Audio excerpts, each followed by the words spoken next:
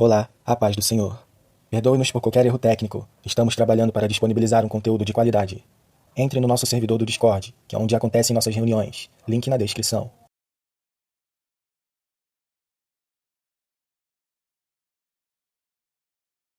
Eu tinha falado, hoje vai ser uma pregação mais expositiva, talvez um pouco cansativa, porque a gente vai ler 60 versículos, mais do que o Espírito Santo ministra no meu coração, como a redação mais bela escrita pelo homem. E a gente entra nesse meio, né, um meio muito mais de vestibular, e a gente aprende muito sobre como fazer uma redação nota 1000. E se a gente fosse olhar para esse texto, seria uma redação com uma nota acima de 1000. Que texto é esse? É o texto em Atos de Apóstolos, e aí vai do 1 ao 50, Atos 7, do verso 1 ao 53. Eu não sei se o bot vai conseguir botar esses 53. Vai não, né? Então a gente vai lendo de pouco em pouco. Esperar. Ele bota em partes, eu imaginei. Mas, como eu falei, é um sermão mais expositivo, é uma leitura muito importante. Vou esperar terminar de botar todos, que a gente precisa fazer. É o 53. Muito obrigado também, Kate, por estar colocando os versículos.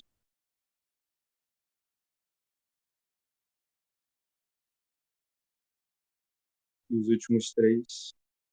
Só para trazer na memória, não sei se vocês lembram, mas Estevão ele é citado em Timóteo como um dos cooperadores do Evangelho, um rapaz que possivelmente foi também aluno de uma das escolas, estudou possivelmente junto com Paulo, e ele era uma pessoa que tinha uma certa eloquência, um conhecimento bíblico. Em Timóteo, ele é apresentado como uma das pessoas que ensina, como presbítero da casa do Senhor.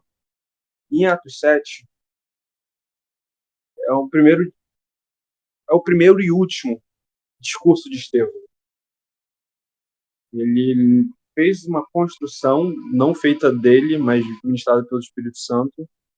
E por mais que seja longa, eu vou ler aqui, mas eu gostaria que vocês abrissem os seus ouvidos e não imaginassem eu, Luiz Felipe, falando, mas Estevão proclamando o seguinte verso. Então o sumo sacerdote pegou a Estevão. São verdadeiras essas acusações? E a isso ele respondeu. Irmãos e pais, ouçam-me. O Deus glorioso apareceu a Abraão, nosso pai, estando ele ainda em Mesopotâmia, antes de morar em Harã, e lhe disse: saia da tua terra e do meio dos teus parentes, e vá para a terra que eu lhes mostrarei. Então ele saiu da terra dos caldeus, se estabeleceu em Harã. Depois da morte de seu pai, Deus os trouxe a essa terra, onde vocês agora vivem. Deus não lhe deu nenhuma herança aqui, nem mesmo o espaço de um pé, mas lhe prometeu que ele e depois dele, seus descendentes possuiriam a terra. Embora naquele tempo Abraão não tivesse filhos, Deus falou dessa forma: seus descendentes serão peregrinos numa terra estrangeira e serão escravizados e maltratados por 400 anos.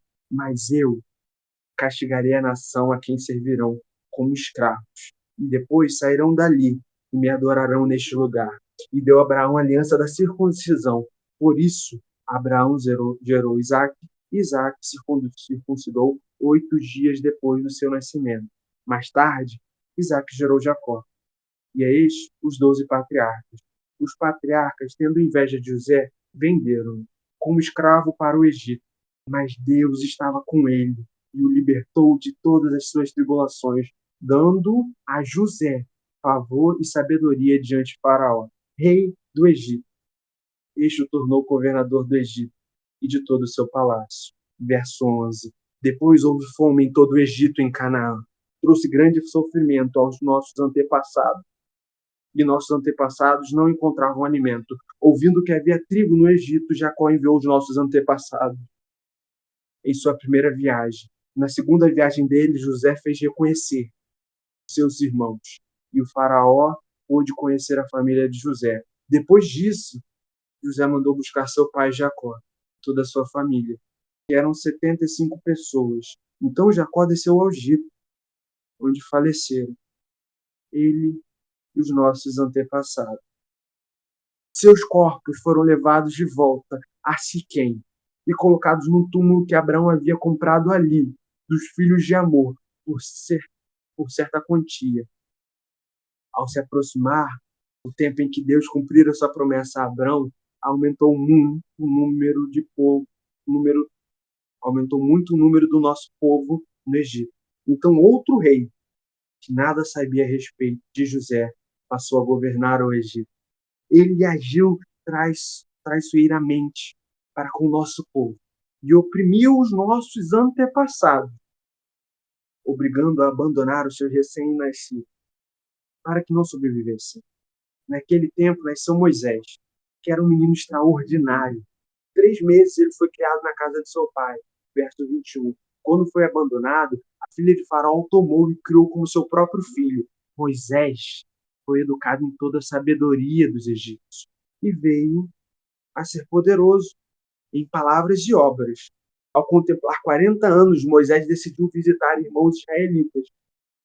Ao ver um deles sendo maltratado por egípcios, saiu em defesa do oprimido e o vingou, matando o egípcio. Ele pensava que seus irmãos compreenderiam que Deus o estava usando para salvá-los, mas eles não compreenderam. No dia seguinte, Moisés dirigiu-se a 2 israelitas que estavam brigando, tentou reconciliá-los, dizendo: Homens, vocês são irmãos. Por que querem ferir um ao outro? Ou por que ferem um ao outro? Mas o homem que maltratava o outro homem empurrou Moisés e disse: Quem o nomeou líder e juiz sobre nós? Quer matar-me como matou o egípcio ontem? Ouvindo isso, Moisés fugiu para Midian, onde ficou morando como estrangeiro e teve 2 filhos. Passados 40 anos, apareceu a Moisés um anjo nas labaredas de uma sarça em chamas no deserto, perto do monte Sinai. Vendo aquilo, ficou atônito. E aproximando-se para observar, ouviu a voz do Senhor: Eu sou o Deus dos seus antepassados, o Deus de Abraão, o Deus de Isaque, o Deus de Jacó. Moisés, tremendo de medo, não ousou olhar.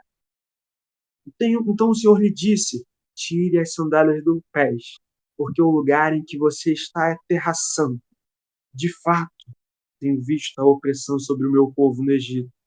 Ouvi os seus gemidos e desci para livrá-los. Venho agora e eu enviarei de volta ao Egito. Este é o mesmo Moisés que tinham rejeitado com estas palavras: Quem o nomeou líder e juiz?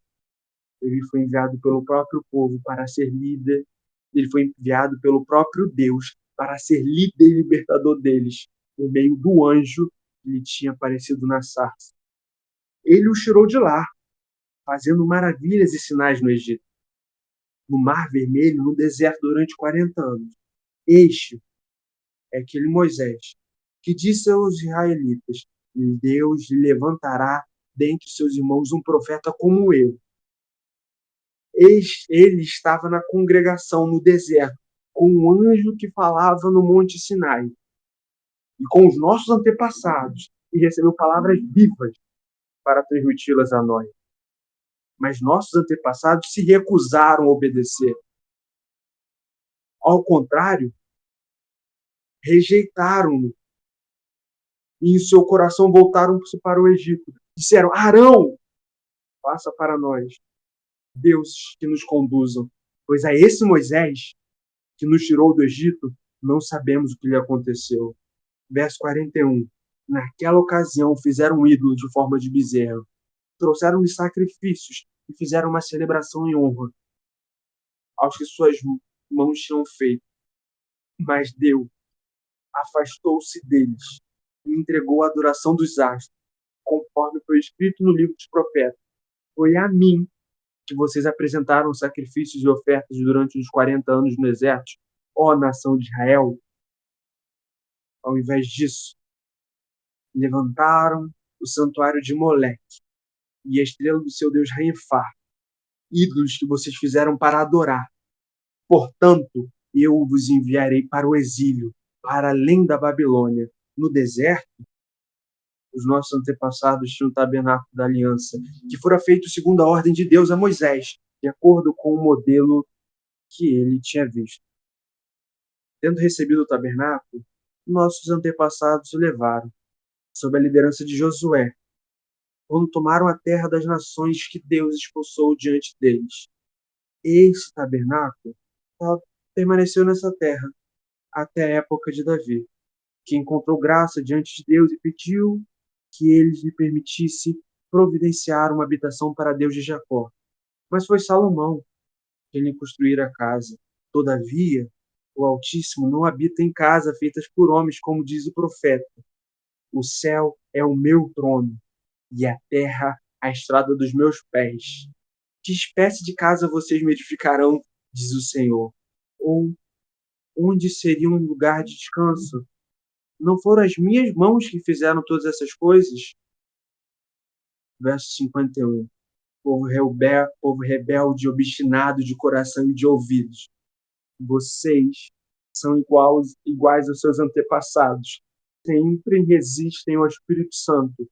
Qual dos profetas dos seus antepassados não perseguiram? Eles mataram aqueles que prediziam a vinda do justo. De quem agora vocês tornarão traidores e assassinos? Vocês que receberam a lei por intermédio de anjos não lhe obedeceram. E eu poderia acabar por aqui.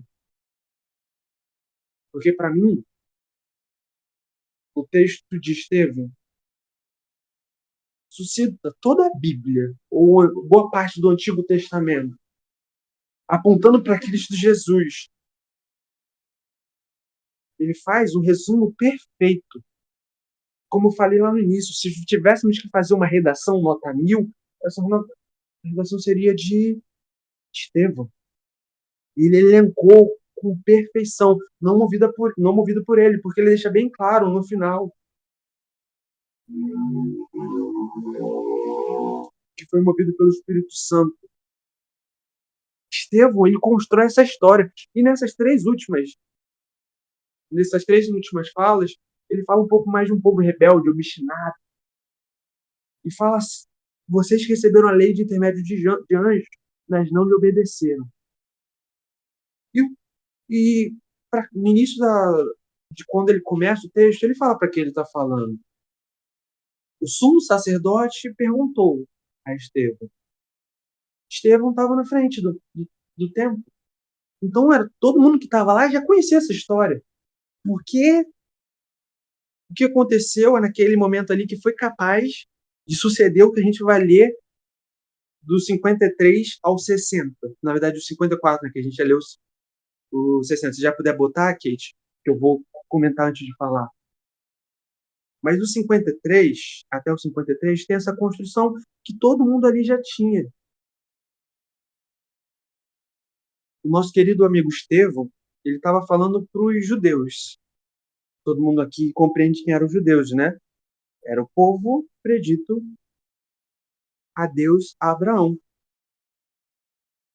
E o texto de Estevão, por mais belo que possa ser, tinham três coisas que o judeu odiava. O judeu amava e que Estevão odiava, o entendimento. Que são os três T's. Vou até escrever aqui. Vou botar um apóstrofo. Estevão, ao decorrer desse texto, fala sobre três T's que o povo judeu ama. E Estevão está falando, vocês amam tanto esses três T's. E estão esquecendo do fundador desses três T's. E, Felipe, que três T's são esses? Vocês já ouviram essa fala? Os três T's do povo judeu?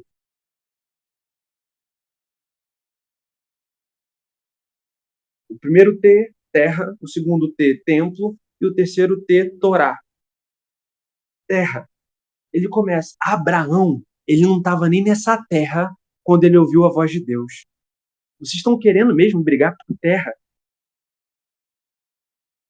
Abraão não estava nem aí para a terra. Abraão ouviu a voz de Deus estando na Mesopotâmia. Então não é a terra, não é a terra prometida, porque ele já ouvia Deus antes.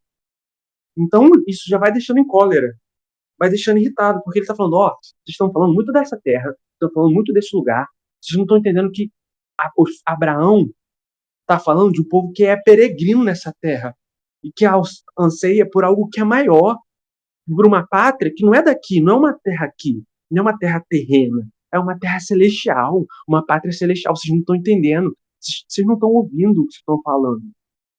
Ah, não? Como assim? Aí ele fala, ele continua contando a história. Abraão fez Isaac, de Isaac Jacó, Jacó José. José foi para outra terra. E da outra terra, quando essa terra precisou de ajuda, José enviou estando em outra terra. Ele foi para um outro lugar, aprendeu um novo conhecimento, se tornou governador. E quando o povo dessa terra necessitou de ajuda, ele encontrou em outra terra. Faltou alimento para o povo de Abraão. Ou seja, a terra não conseguia produzir. Precisou estar em outra terra para produzir esse alimento. Então, o Estevão, ele está elencando essa introdução dele, quando a gente faz uma redação, tem essa nossa introdução, desenvolvimento e conclusão. Na introdução, ele deixa bem claro, ó, não é a terra. Vocês não estão entendendo que não é a terra, vocês estão brigando. Vocês brigaram, nossos antepassados mataram e morreram por terra. E vão continuar matando e morrendo por terra. Que tinha muito essa briga nessa época de Samaria, dos samaritanos, de outros povos. E Estevão está aqui falando, gente, vocês não entenderam a mensagem. Não é possível que vocês não tenham entendido. Não é possível, vocês receberam a lei por intermédio do anjo, mas não obedecem. Nessa época, nem todos tinham acesso à palavra. Quem tinha, na grande maioria das vezes, acesso à palavra era essa galera, os sacerdotes. Eles interpretavam o seu bem prazer. Estevão chega lá falando, ó, não é essa primeira... Vou esperar a moto passar. Mas não esse primeiro T. Essa terra vocês já entenderam, né? Então ele inicia o desenvolvimento. Tem mais um T. Ah, tem mais um T. Que T é a Torá, que seria a palavra. E ele vai chegar, ó, vocês estão falando de terra, né? Lembra que da terra que vocês falam, né, que mana leite e mel, que matou por ela, Moisés nem nessa terra nasceu. Precisou Moisés nascer para conhecer ciência, para ter sabedoria, para ter informação, para saber sobre agricultura, para saber sobre dinâmica, sobre a agropecuária, para deter de conhecimentos do qual nosso povo não tinha. Estão olhando muito para a terra, né? Estão falando muito da Torá, não é? Agora entrando no segundo T, se falam muito da palavra. A palavra que foi entregue para Moisés foi-se necessário que ele vivesse em um lugar para ter tamanha sabedoria e entendimento, para escrever e entender todas as dinâmicas. Porque, naquela época, o povo egito era muito avançado tecnologicamente, seja na produção textual, seja na fala, na escrita, seja na dinâmica. E aí, Estevão começa agora a escrever. Você fala muito da Torá, né? É da Torá que vocês estão falando. Essa mesma Torá que foi escrita por um rapaz judeu, amém. Mas um rapaz judeu que não cresceu em braços judeus. Ele cresceu para além. Ele também foi rejeitado pelo povo judeu. Ele viu dois irmãos se matando. Ele foi tentar ajudar e falaram: você é justo? Você é juiz para alguma coisa? Moisés, para defender o seu povo, que ele não conhecia. Moisés, eu acho muito lindo. Se a gente fosse Moisés hoje, a gente não seria Moisés. Como assim, Felipe? Imagina você agora. Você mora agora na maior potência, que naquela época o Egito era a maior potência, você tem do bom e do melhor. Vocês têm acesso à informação, tecnologia. Sua casa agora, quem está no calor estaria no ar-condicionado ligado, gente para servir, comida chegando o tempo todo, as melhores roupas. Você era um príncipe, como o Thiago falou. Você tinha do bom e do melhor. Tecnologia, o último iPhone, você tinha 500, a internet. Opa, clicou, baixou. O computador, você conseguiria jogar qualquer coisa. Você conseguiria fazer de tudo. A água, você não ia beber água da bica, não. Ia beber água com ouro. Mas mesmo assim, mesmo sendo esse príncipe, mesmo tendo tudo, ele sentiu falta de algo. E não foi dos 3T. Ele começou a sentir, eu não sou daqui. Eu não sou desse espaço. Eu não sou desse lugar. Tem algo em mim que não se sacia estando aqui. E não é a terra. É o meu povo. Melhor, não é o meu povo. Eu sinto um vazio dentro de mim. E aí, aquele rapaz que tinha tudo. E aí agora pensa você, será que você ia abdicar de tudo? Para ir para um povo que não quis você? Sendo sincero, pode ser sincero. Se tivesse, até o Aqua falou de beber água, eu dei uma sugestão que tem. A gente não queria. A gente não queria. Ele tinha um futuro. Ele casaria com uma das mulheres, ele já tinha um nome. E ele não quis. A gente, sinceramente, a gente não faria. Por menos a gente já não faz. Mas eles estão abrindo mão de tudo. No momento, ele vê um irmão morrendo. E não morrer, ia ser morto por um egípcio. Ele vai e mata o egípcio sem nem pensar duas vezes, pois ele sabia que a nação dele não era aquele povo, e muito menos aquela terra. A nação dele era a nação eterna, a celestial. Ele já não estava mais olhando por essa pátria. Ele encontra a sarça. Ele tem um contato com Deus e fica em contato com Deus e fala: é você. O vazio que eu estava sentindo é você. Todo esse vazio que eu senti era você esse tempo todo. Eu estava lá, eu vi os príncipes, eu vi os ouros, eu vi algumas canções, mas nada me satisfazia. Mas agora na tua presença me satisfaz. O que o Senhor quer que eu faça? Vai salvar meu povo.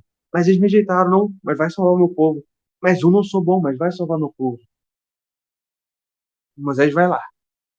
No meio do deserto, Deus faz todos os milagres. Deus chega para ele e fala: meu filho, faça um texto, faça a Torá, que virará futuramente a Tanakh. E ele monta a Torá. Mas Estevão, com a sua brilhante construção, ele fala: gente, a Torá é um texto, só somente um texto. O mais belo foi a inspiração dada por Deus. Moisés é só mais um homem que veio de uma outra terra. Vocês estão matando e gritando pela Torá. Tem gente sendo morta por causa da Torá. E está Estevão gritando: não é possível que vocês não entenderam o que não é. E o tempo se passa. E finalizando o desenvolvimento dessa redação, Estevão, chegando na conclusão, Estevão começa a finalizar. Moisés morreu. Veio muito tempo depois, Moisés morreu. Fizeram-se reis, fizeram-se deuses para naquele momento. Moisés já não era mais suficiente, Deus já não era mais suficiente. O povo, Deus morreu. Esse povo foi exilado. Pedimos depois, clamamos pelo rei. E foi nos dado um rei Davi. Depois desse rei, ele não conseguiu construir, mas o seu filho sábio construiu um templo. Que templo lindo! Que templo maravilhoso! A construção desse templo, muito belo, né? Mas vocês estão muito perdidos. Porque não são os três T's, não é a terra, não é a Torá e muito menos o templo.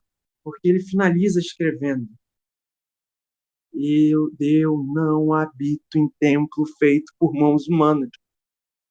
Estevão está gritando, ó, construção judaica de vocês aí, os judeus, a visão de vocês está completamente errada. Está toda equivocada. Vocês estão achando que esses três T's vão te salvar. Não é nenhum dos três T's que vão te levar para o céu. Nada disso vai te levar para o céu. Não é terra, não é Torá, e muito menos o templo. Templo esse que foi devastado muito tempo depois e reconstruído por Neemias.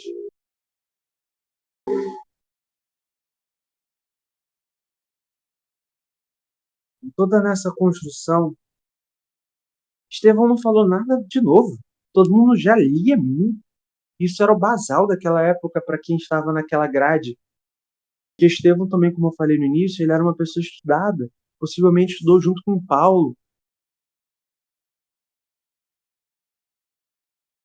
E aí Estevão arruma uma briga. No verso 51. Não, a partir do verso 50. A partir do verso 49. O céu é meu trono e a terra é o estrado dos meus pés. Que espécie de casa vocês me edificarão, diz o Senhor? Ou seria lugar de descanso? Não foram as minhas mãos que fizeram essas coisas. A Torá foi escrita por mãos humanas. A terra foi entregue por Deus, assim como a Torá, assim como o templo, foi tudo entregue por Deus, mas foram feitos por mãos humanas.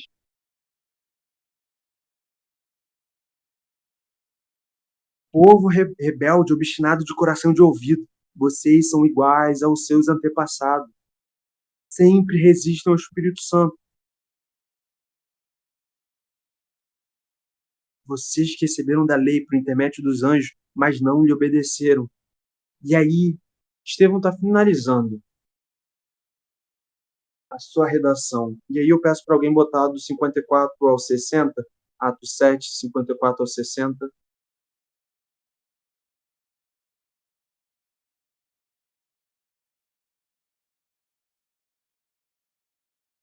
A finalização é feita por um ser humano. Seu ponto final, depois de concluir essa tese. Ciência, a gente trabalha muito com tese. Estevão chega com essa tese. Vocês estão muito perdidos, os três T's estão sendo maior do que o nosso Senhor. Vocês resistem ao Espírito Santo.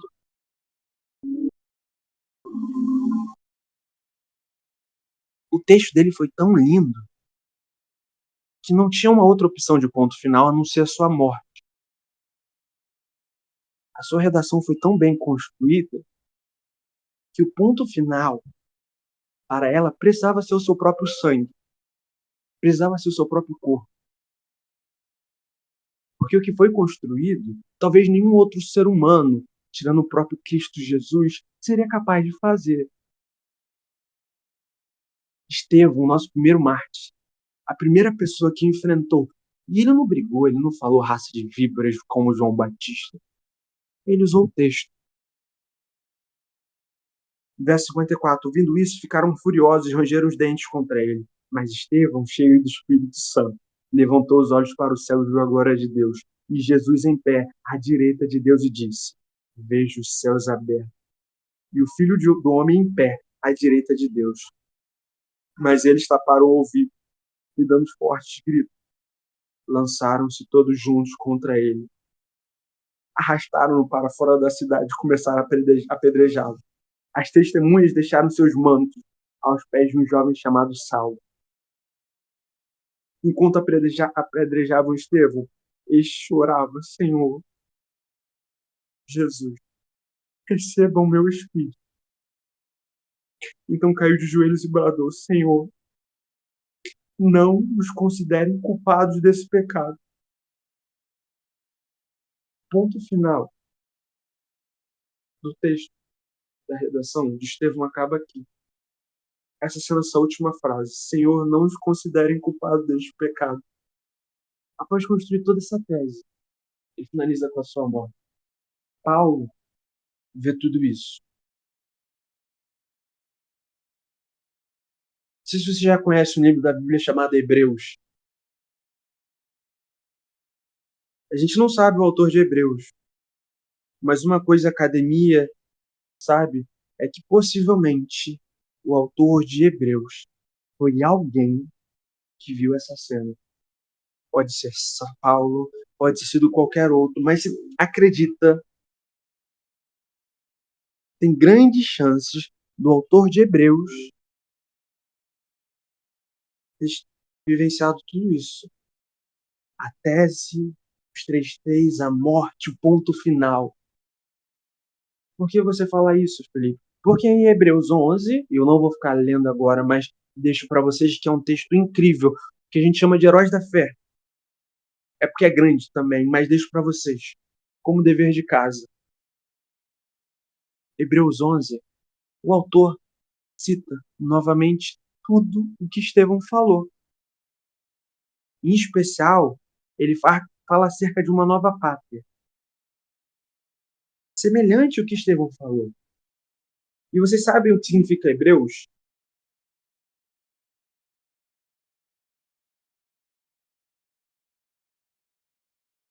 Hebreus. Hebreu é Hebreus 11, dever de casa. Mas você sabe o que significa a palavra hebreu? A gente fala tanto, né? A gente. Eu vou esperar mais alguém. A Melik deve ter dormido. Vou esperar um minutinho. Aproveitei a lei aqui. Mas em Hebreus 11 é basicamente Atos 7. Se você for parar para ver Hebreus 11, é Atos 7. Só que se estende um pouco mais, porque começa lá com Abel. Por meio da fé, Enoque foi arrebatado. E depois vem para Noé. E exemplos dos patriarcas. Pela fé, Abraão, quando convocado, obedeceu e dirigiu o seu lugar. Receberia como herança. E aí, Kate, eu gostaria que você botasse pelo menos Hebreus 11, do 13 ao 16. E eu vou explicar o que é Hebreus. Muita gente acha que já nem deve estar mais aqui, porque eu me prolonguei muito. Mas Hebreus são judeus novos convertidos ao cristianismo. Olha, judeu é judeu. Ou seja, em Atos 7, o pessoal aparecendo. Não, mas judeu é o que está em Atos 7, ouvindo a palavra de Estevão. Em Hebreus, são judeus convertidos ao cristianismo. Toda essa construção de Hebreus 11, e eu deixo para vocês, é lindo, é maravilhoso, porque ele vai falar um pouquinho sobre os heróis da fé, assim como o Estevão construiu essa carta. Em Atos 7, você vai ver o autor de Hebreus, e ele vai falar sobre Abel, vai falar sobre Abraão. E eu gosto muito desse texto, do Hebreus 11, do 13 ao 16. Todos eles viveram pela fé, e morreram sem receber o que tinha sido prometido. Viveram de longe, viram-no de longe, e de longe o saudaram, reconhecendo que eram estrangeiros e peregrinos na terra. Os que assim falam, mostram que estão buscando uma pátria. Pois se estivesse pensando naquele de onde saíram, teriam oportunidade de voltar. Em vez disso, esperam uma pátria melhor, isto é, a pátria celestial. Por esta razão, Deus não se envergonha de ser chamado de Deus. Lhes preparou uma cidade.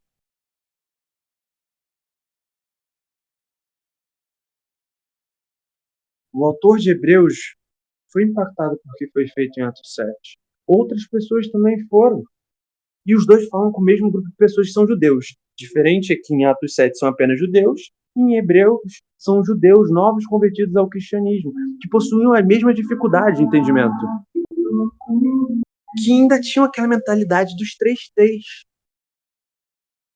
E aí, o autor ele é brilhante.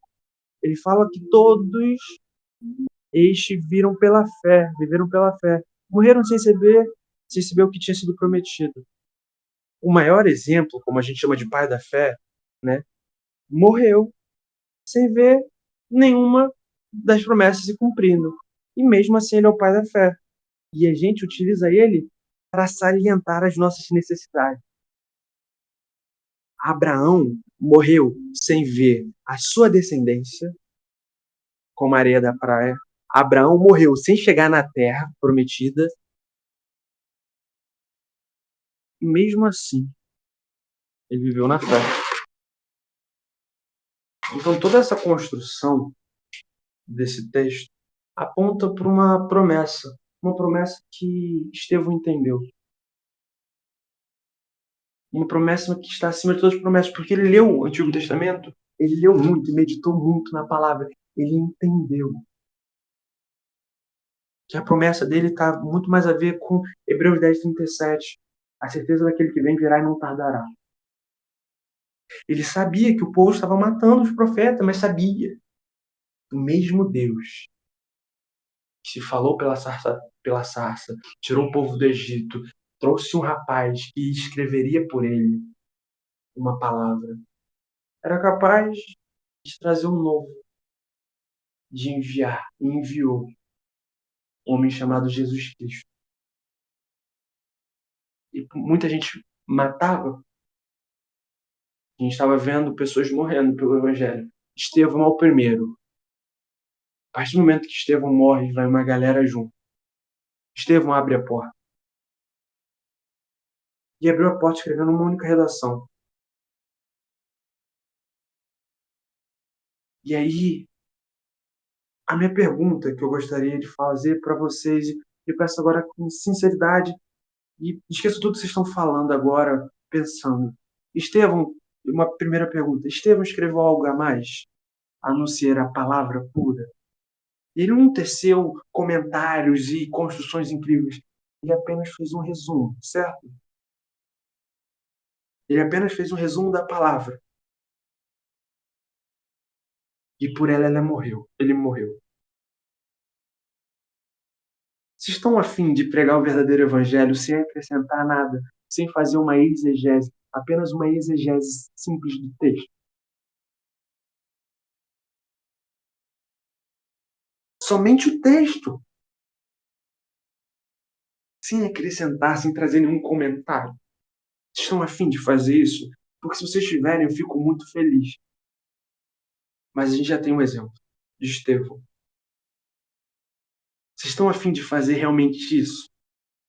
Diferente do que tem acontecido nos nossos dias, de pessoas utilizando a Bíblia a seu bel querer, para construir ideias que são totalmente divergentes com a palavra, vocês estão a fim de fazer isso? Se vocês tiverem, eu tenho exemplos para vocês. Estevão, morte. Jesus, morte. Paulo, morte. Mas não fique triste, porque assim como os heróis da fé, que morreram sem receber o que tinha sido prometido, viram de longe e de longe o saudaram, reconhecendo que eram estrangeiros e peregrinos na terra. Os que assim falam mostram que estão buscando uma pátria. Se estivessem pensando de onde sairiam, não teriam oportunidade de voltar. Em vez disso, nós esperamos uma pátria melhor, isto é, a celestial.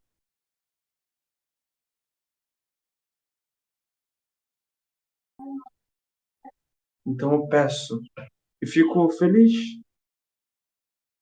Talvez eu tenha falado um pouco mais, eu não sei se todo mundo entendeu, mas foi apenas leitura de texto e explicação do que o próprio Estevão fez. A gente precisa cada vez mais, talvez seja um pouco mais exaustivo. E eu deixo para vocês, leiam Atos 7, leiam Hebreus 11. São dois textos incríveis. São dois textos que se encaixam e dialogam com o mesmo grupo de pessoas. Sabe por quê? Porque eles dialogam com judeus novos convertidos e com gentios. Deus é tão bom que enviou o seu filho e abriu. Ele falou, não vai ser só esse povo, não. Eu vim para todos. Nem todos vão ir, mas eu vim para todos. Gentil, judeu, troiano. E aí o povo judeu talvez não consiga entender um pouco isso, sabe por quê? Porque eles ainda estão muito ligados nos três T's. A terra é nossa, o templo é aqui e a Torá também. Mas entenda, como a Kate falou, céus e terra passarão, mas a minha palavra permanecerá, pois ele enviou aquele que é a palavra viva.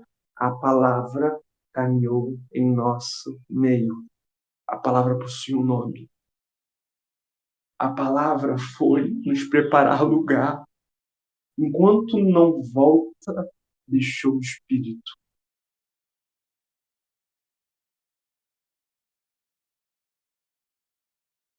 E que, se vocês realmente estiverem dispostos a viver o Evangelho de Estevão, o Evangelho de Cristo, a viver o Evangelho de Simão, a viver o Evangelho de Paulo, de Apolo, de Heráclito, de toda essa galera, de Timóteo, a resposta é linda, você vai ver coisas incríveis. Mas uma resposta é certa: a morte. Mas não se entristeça, porque a gente não espera nada daqui. A gente sabe que a nossa pátria não é aqui. Moisés sabia que a pátria dele não é aqui. Jesus tinha certeza.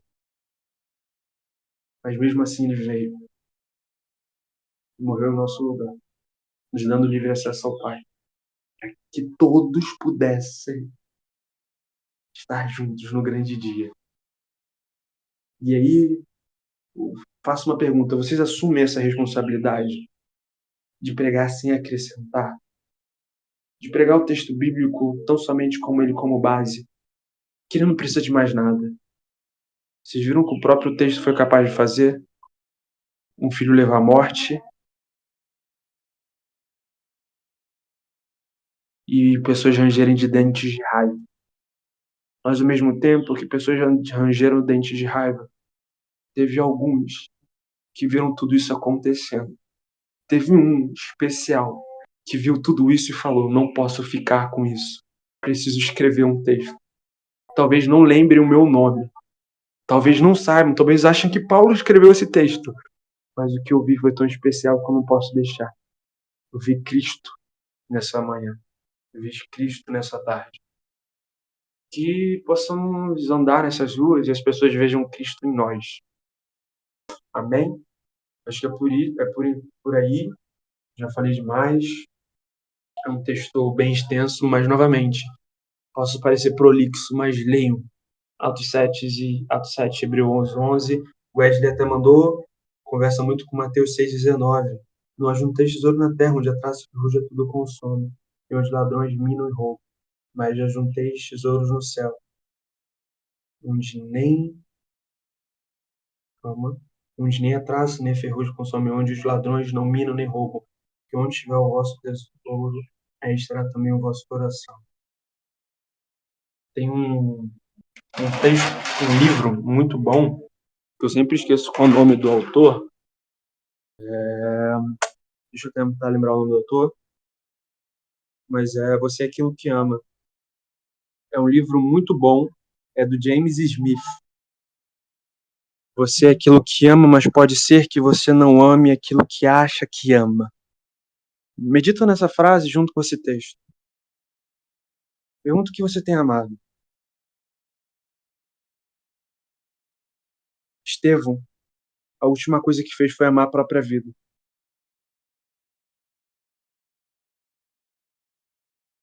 A última coisa que Estevão fez foi amar a própria vida. Tanto que, assim como Jesus, assim como essa galera que veio após, morreu, eles não estavam pensando neles. Estevão estava só pedindo: Pai, não coloque sobre eles, não impute sobre eles esse pecado. Ele estava tão imerso no Evangelho. Ele entendeu tanto essas palavras. E aí, fortifica a nossa alma. Amém?